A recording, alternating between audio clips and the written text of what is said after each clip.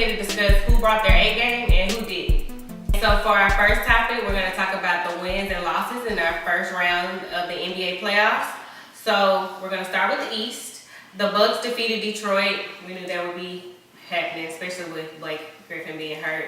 We also had the Raptors and the Magic, and the Raptors came out on top. We had the Celtics versus Indiana, and of course the Celtics came through with that.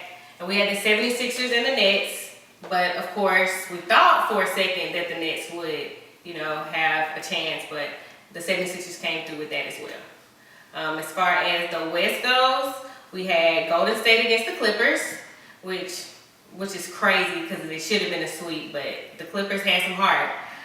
Lou Will played very well. We had Houston versus the Jazz.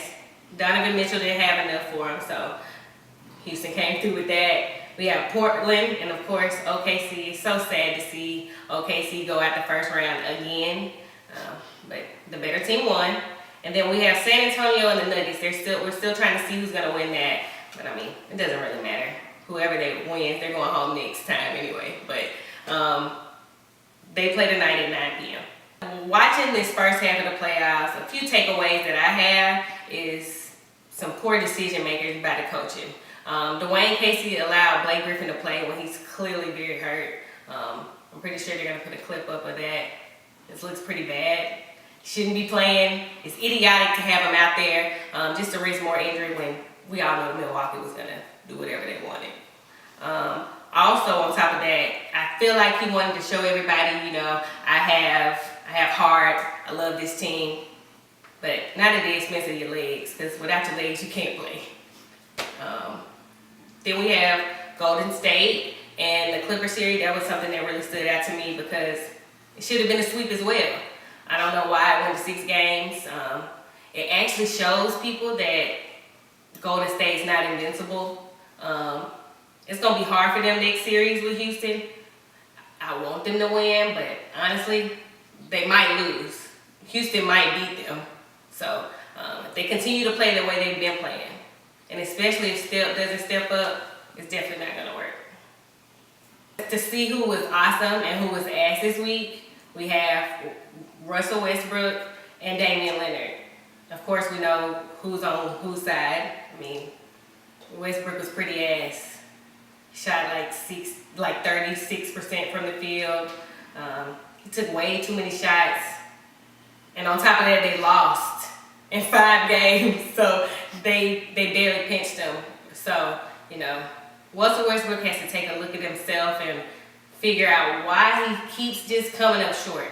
And I think it's more of a personality thing than anything. He believes he's more than what he is. And I think he gets a little petty. He tries to go against the other opponent versus making it a team thing. So he's going to continue to have problems until he gets out of his own way. And we saw that Damian Leonard stepped up to the plate and showed us that he didn't want to go home in the first round again. I'm really proud of him. He stayed humble. And he went out there and had the biggest shot I've seen in a while. Honestly, I believe that they have a chance to go to the finals this year. With the way he continues to play, the way CJ McCullough plays, they have a really good shot at winning it all. This is his year. So if he's going to continue to hit shots like that, he can definitely do it. But I'll just say, and Paul George, justifying his bad defense by calling Damian Leonard shot a bad shot. Yeah. That's a bad shot. Care what anybody says, that's a bad shot. But, hey, he made it. That story won't be told, that it was a bad shot. It was a bad shot. You're justifying your lack of defense. Which, this is the thing, it wasn't terrible defense. It's just, it was better offense. So, instead of saying it's a bad shot, just say, he went out there and did my ass. That's just what it is. I really truly believe that Paul George was trying to save face, because it's easier to go into a situation saying, oh, it was a bad shot, and no, it wasn't a bad shot. You wanted it to be a bad shot. even if it was a bad shot, y'all was just gonna go into overtime and still lose. So it really didn't matter. You know they call him Logo Leonard for a reason. He'll pull up from the logo. So 37 feet out is not far, especially when you have 2 or 3 seconds left. What you think he finna do? Pull up on your ass, and that's what he did. So watch him pull up right here. And that's when he pull up on his ass. He pull up on his ass, y'all, so bad, like. It was crazy. Like, real talk. I was in the house like I was running like I'm a Portland fan. I don't even care about Portland. He done made me a Portland fan. Damn. Just because I like Damian Leonard. Like, I want to see him be great. Alright. For real.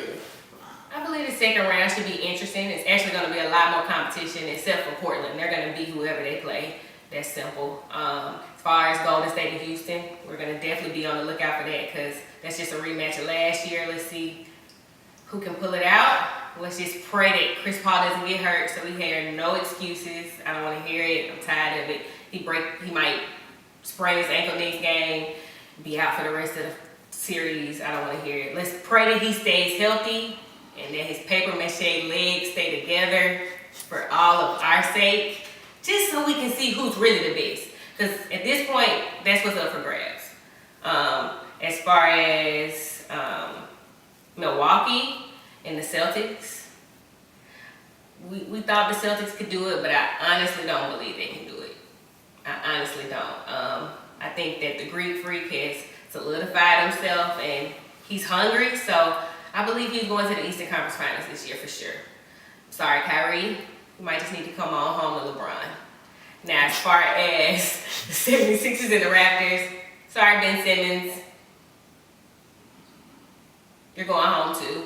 You'll be gone fishing. Maybe you'll go to Cancun with everybody else.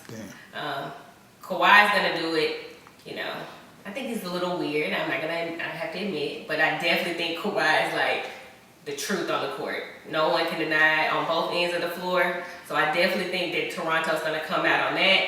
When Kawhi's guarding Ben Simmons, he's turning the ball over 8, 9 times a game. You can't do that in a win against those guys. So yeah, they're not gonna be able to do it. We'll see Toronto and the Milwaukee Bucks in the Eastern Conference Finals, and may the best man win. You know who got me fucked up this week though? It's Russell Westbrook. I know we just talked about him, but that's how bad it is. His shot selection is so poor that he just doesn't make any sense out there. I believe that Billy Donovan, and doesn't he look like Sonic the Hedgehog, y'all? Like, look at his haircut. But anyway, that's not the point. The point is that he allows Russell Westbrook too much leeway and he ruins it every time. No way you should be shooting 31 times and only making 10 of them. Sorry, that doesn't work, especially when you have a potential MVP candidate on your team. So I know Paul George is disappointed and probably is kicking himself because he really should have went to LA. But because he stayed, he has to ride it out with his brother. You know, I'm pretty sure he wants to strangle his damn brother, but you know, he gonna take his L and go home, just like he did last year. Cause he did. Just like last year. I said what I said, and you can feel how you want to feel. But this is April G with A